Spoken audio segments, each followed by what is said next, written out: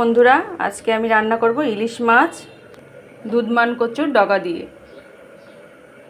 এটা হলো দুধমান কচু শাকের ডগা।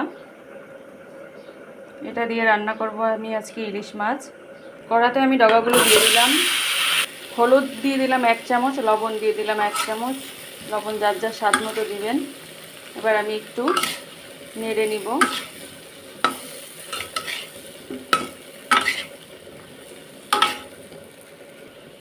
তেলের মধ্যে আমি দুধমান কচুর ডগাগুলো দিয়ে দিলাম। এবার তেলের সঙ্গে হলুদ লবণ দিয়ে ভালো করে একটু নেড়ে নিলাম। এটা ভাজবো না, একটু নেড়ে নিলাম। হলুদ লবণটা গায়ে মাখিয়ে নিলাম, সাথে তেলটাও। এখন আস্তে আস্তে মশলাগুলো দিয়ে দেব। দিয়ে দিলাম আমি আদা বাটা, জিরার গুঁড়ো হাফ চামচ, ধনিয়ার গুঁড়ো হাফ চামচ, মরিচের গুঁড়ো 1 চামচ। এবার আরেকটু তেল দিয়ে দিচ্ছি। এবার ভালো করে কষিয়ে নেব।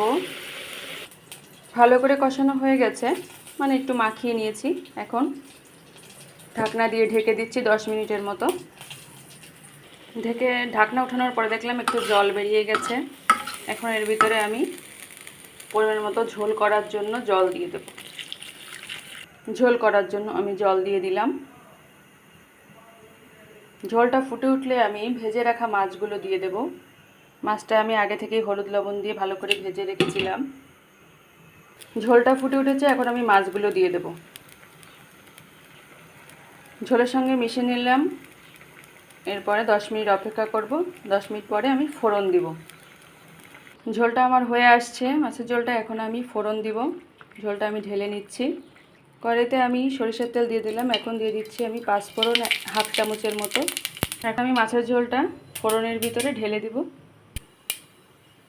হয়ে গেল আমার মাছের ঝোল। এখন আমি ফোড়ন দিয়েছি। ফোড়ন দেওয়ার পরে একটু ঢেকে দিতে হয়।